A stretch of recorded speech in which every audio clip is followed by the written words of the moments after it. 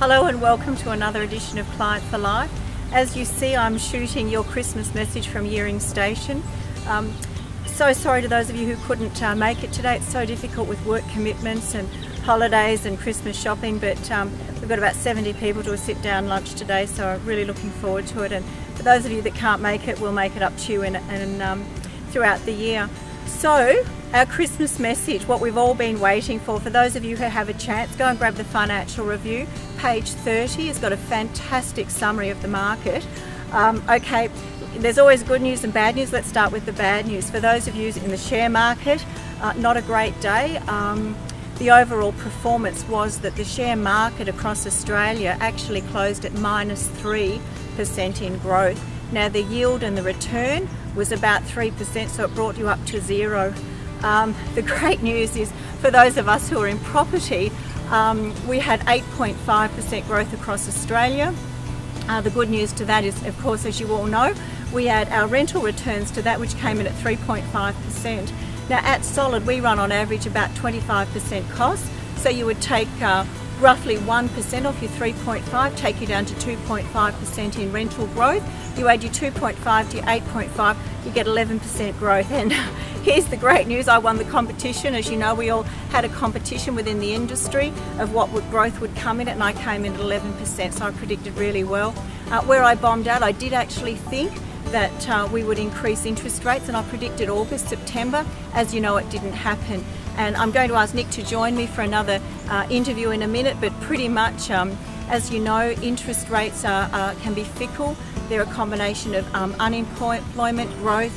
Obviously the Australian dollar has a little bit to do with it. So when you have higher unemployment, you have lower interest rates. Why is that? To stimulate growth in the economy. But of course, not only have we had lower interest rates because of this, but we've had a changing Australian dollar, which, as we all know, peaked well over $1, and it's hovering around 84 cents at the moment, in the low to mid 80s, up and down. So, but pretty much what I think we can expect from next year's market, I think we are still in a recovery off a GFC. I think on the domestic market, we will still see growth. You know, we've had clients buy property for 1.3 million at the start of the year, that I firmly believe they'll get 1.5 if they sold today. I know I bought myself a little townhouse for, you know, in the early 700s. I know I'd get 850, 900 for it today. So the market is, as you can see on that retail domestic front, still strong. I know a lot of people would see that growth slowed. I'm not convinced it will slow, despite the tough times. We've got a lot of money coming in. There are as many hard luck stories, there are amazingly successful entrepreneurial stories in Australia at the moment. So I really think the investor market, I think it'll be nicely paced. It does skate off the shirt tails of the retail domestic market somewhat, but of course we all focus on return of investment, and what we need to do in that is keep our costs down, our body corporates down. Even townhouses have body corporates, so we just have to look at the overall big picture and constantly focus on, it's not just what we pay for the property, it's what rental returns we're going to get and what we're going to have in costs overall. So the absolute surprise in the market was the bond market. Now there's a running yield that's happening at the moment in Australia, about 4%.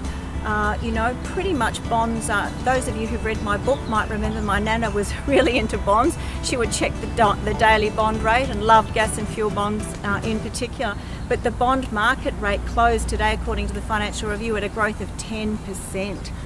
What does that tell us? You know, I guess good old conservative investing is alive and well.